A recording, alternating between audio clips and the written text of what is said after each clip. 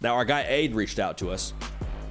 Aiden asks, thoughts on Mike Denbrock back to Notre Dame over the Christmas break. I put break in quotations. Mike Denbrock was previously the offensive coordinator at LSU, and they did phenomenal things this season. We'll talk about all that. He decides to transfer. I'm so used to saying transfer. He decides to take a job to head back to Notre Dame. And to me, this says less about LSU and more about Notre Dame. It's his third time in South Bend. I think he just likes Notre Dame. He's obviously got history there. I don't think it's anything that he didn't like about LSU. But you look at the obvious parts of this to like if you're a Notre Dame fan. Scored 44 points a game this season at LSU, the top offense in the country. Took Jaden Daniels from being a really good athlete who wasn't really feeling I don't know if confidence is the word, I don't know if ability is the right word. He wasn't pushing the ball downfield at LSU in his first season on campus, all right? He really wanted to take care of the football. Fast forward the tape a year with the full year under Mike Denbrock, and Jaden Daniels is a Heisman Trophy winner. And for my money, it wasn't really even that close when you talk about the best player in the country, whether he won the Heisman or not. So that's the obvious part. The offense and the skins on the wall that Mike Denbrock has, man, it speaks for itself. The resume speaks for itself. The thing that I think is more encouraging if you're a Notre Dame fan is Marcus Freeman and his motto of challenge everything, not just a t-shirt. It's not just a fun saying you get to put up on the wall and yell when you break it down during winter conditioning. Like, challenge everything has been now walked out multiple times by Marcus Freeman by nature of how he's built this football team. Talk about needing a quarterback last season. Who do we go out and get? Best player available in Sam Hartman. Bring him in. He's your quarterback. Challenge everything. Need a quarterback again. Well, we got some young guys on the roster, some young guys on the depth chart. Do we want to give them a chance, coach? Nope. Challenge everything, pushing the envelope forward. Go out and get one of the top quarterbacks available yet again in Riley Leonard from Duke. Challenge everything.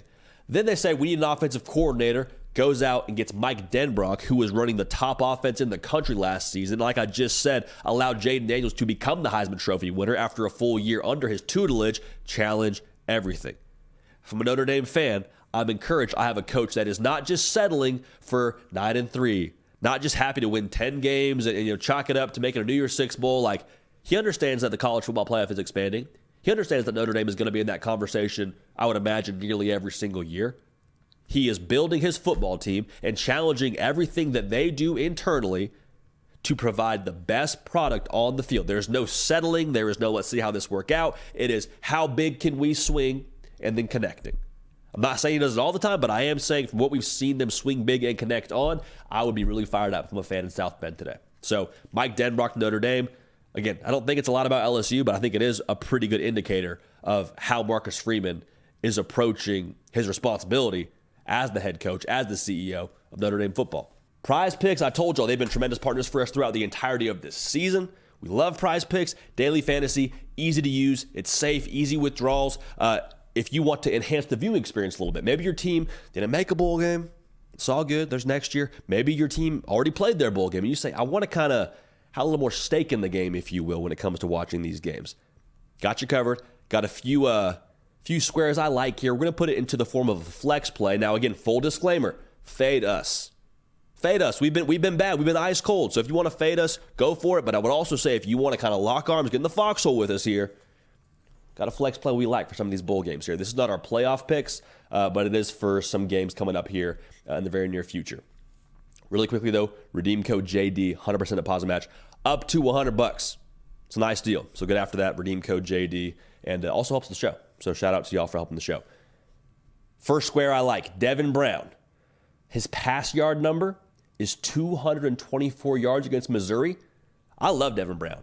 I think he's going to be really good at Ohio State, actually. I think there is a world where Devin Brown ends up being your QB1 next year in Columbus. Now, this game will have a lot to say about that, but I do think in a game like this, they will probably lean a little bit more on him being a game manager. I like the less there. We'll see what Trevion Henderson's rush yard total is, but I would keep an eye on that and maybe go more with the rush yard total. But we'll take Devin Brown for less than 224 pass yards against Mizzou.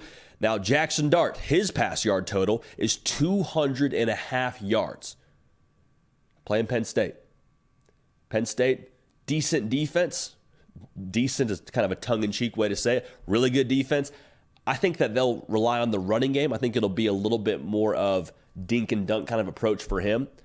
If he ends up surpassing this number, I wouldn't be wildly surprised, but I think it would be a lot of run after catch scenario for Ole Miss in this game. I'll take the less than for 200.5 yards for Jackson Dart, and we'll pair that again with Devin Brown for less than 224 pass yards. Now here's the last one, Peyton Thorne. They're playing Maryland in a bowl game.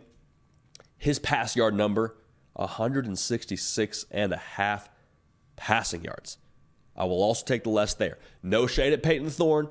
If you've watched Auburn this year, haven't really been a passing football team. I think at this point in the year, you are who you are. I don't think that'll change. Give me the less there for the 166.5 pass yards. So we're flex playing this, meaning we do not need all three of these squares to hit. We just need two. We get some return on investment. We get all three, great. We get even more. But the key total here is the 2 out of 3 is what we need there. So to recap it for you, Devin Brown, less than 224 passing yards. Jackson Dart, less than 200.5 passing yards. And Peyton Thorne, 166.5 pass yards. We'll take the less on all these totals. Usually root for just good things to happen, root for points. We've been burned with that recently. So we're going to go back to our basics here, kind of do a little self-fade, if you will, and we'll root for the less pass yards. But for all those guys, just have a good time, because that's kind of the real deal there, isn't it? All right, so again, redeem code JD, 100% deposit match, up to $100. Lock in with us, boys. Let's get after it. Hey, y'all, thanks so much for watching. Subscribe to the channel here to make sure you don't miss an episode of The Hard Count. Also, be sure to check out other videos on the On3 YouTube channel.